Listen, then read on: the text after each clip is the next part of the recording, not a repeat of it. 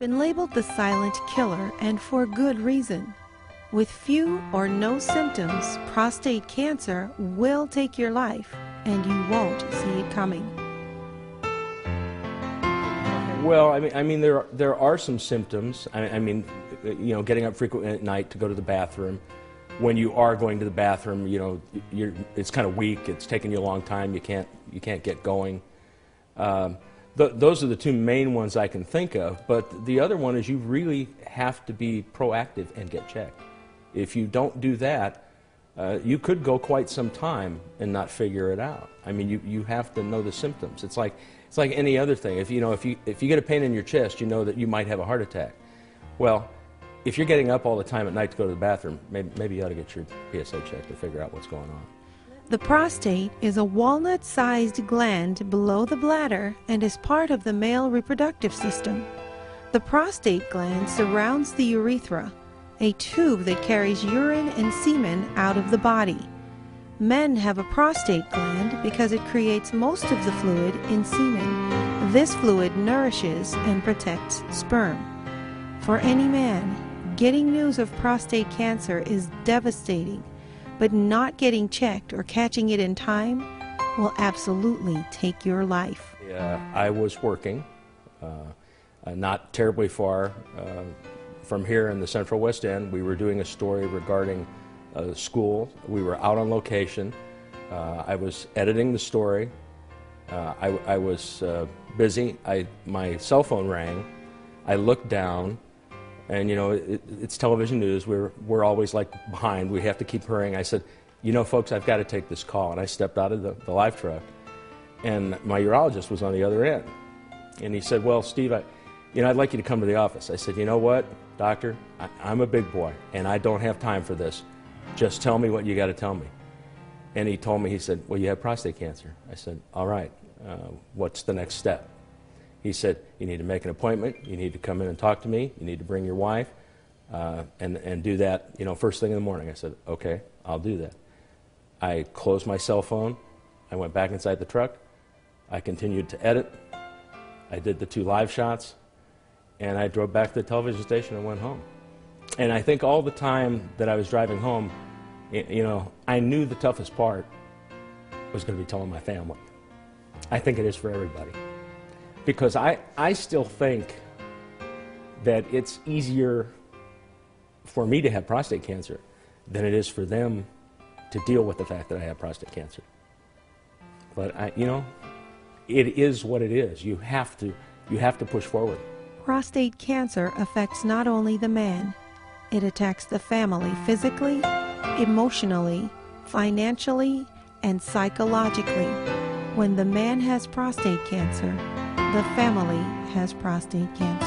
I sat my wife down and I told her, and she said, well, we're going to do whatever we have to do to get this right. You know, we're going to move forward.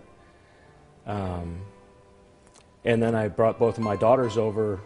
I don't know whether it was that night or the next day, and I told them.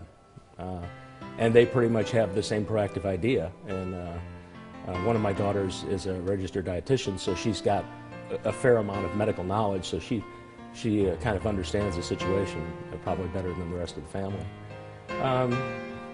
And we just move forward from there. I mean, we kind of move forward as a family. That's what we do.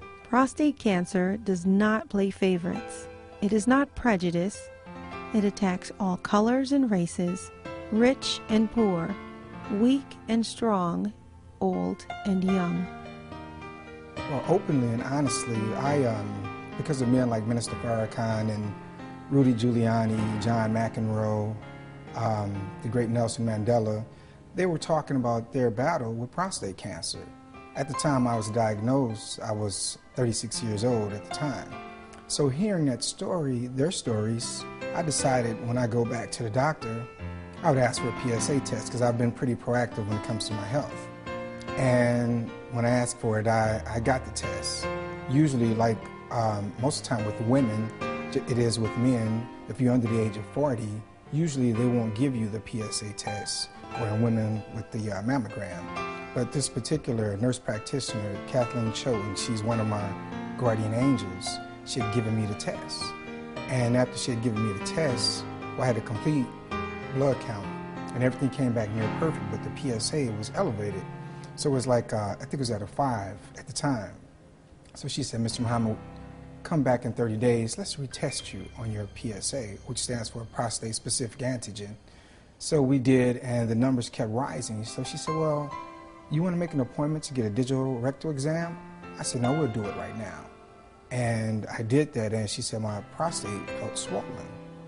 And so that's how I discovered that I had prostate issues.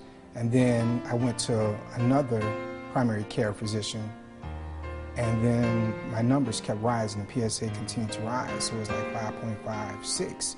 So that was June, July.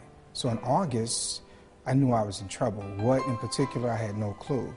So then that's when I made an appointment with Dr. Arnold Bullock at Bourne's Jewish Hospital. Silently, viciously, relentlessly, prostate cancer invades the body, and unless it is discovered, prostate cancer destroys lives. Because I had not a symptom. I'm walking around with a stage 3 prostate cancer. 4 is usually when they can't do much for you, and I had no clue I was sick, not one symptom. Even a healthy body can be attacked by prostate cancer. But when I got the phone call, I was shocked, because I had never had a sick day in my life. Although prostate cancer can be deadly, getting to a doctor and getting diagnosed can save your life. Well, what led to that diagnosis was a simple phone call. The phone call that many prostate cancer survivors get from their urologist indicating that I had a very, very aggressive form of prostate cancer.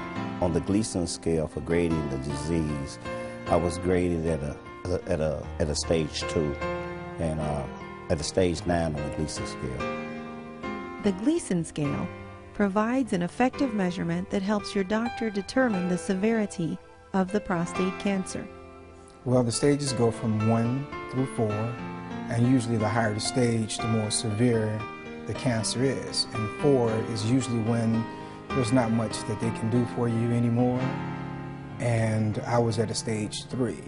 So when I found out, I was numb. I felt real bad. I really didn't understand, because I'm a vegetarian. I don't smoke. I don't drink.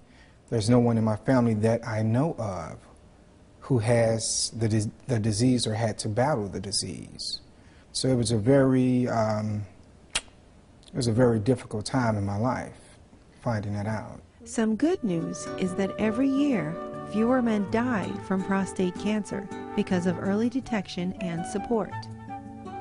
What I would like to say to them is that early detection is the best protection. If this disease is detected early, then the survival rate can get greater. So we have to have an understanding on how important it is to get into that doctor's office and get that simple blood test, because it's that simple blood test that might save your life. There are 2 important steps in fighting prostate cancer. Step number 1 is getting tested and diagnosed. Step number 2 is finding support to fight the disease. I started lending myself to groups and organizations throughout the city of St. Louis that were working on prostate cancer awareness. Yet, Brother Shahid himself was still damaged from the disease emotionally and psychologically. And I know deep down inside that I needed help. So I started looking for a support group to kind of help me through my journey and my battle with this disease. I contacted the American Cancer Society as well as some other agencies, but there was no support group in the urban community to help men as they battle this disease. So myself and my very good friend, Brother Isidore Wayne, we decided to start our own support group, that would help men as they battle this disease. So we started with 2 prostate cancer survivors. And in 1 year, this group grew from 2 survivors to over 100 prostate cancer survivors, helping them and their families as they deal with this disease called prostate cancer. The Empowerment Network really grew out of a need. And oftentimes in our community, we have to become the service that we need, because oftentimes that service is not in our community. The Empowerment Network was born out of that concept. you know, out of a need to empower families with information and education. The mission of the Empowerment Network is to reach out. The mission of the organization is to provide cancer outreach and advocacy, you know, and support for families and men in our community.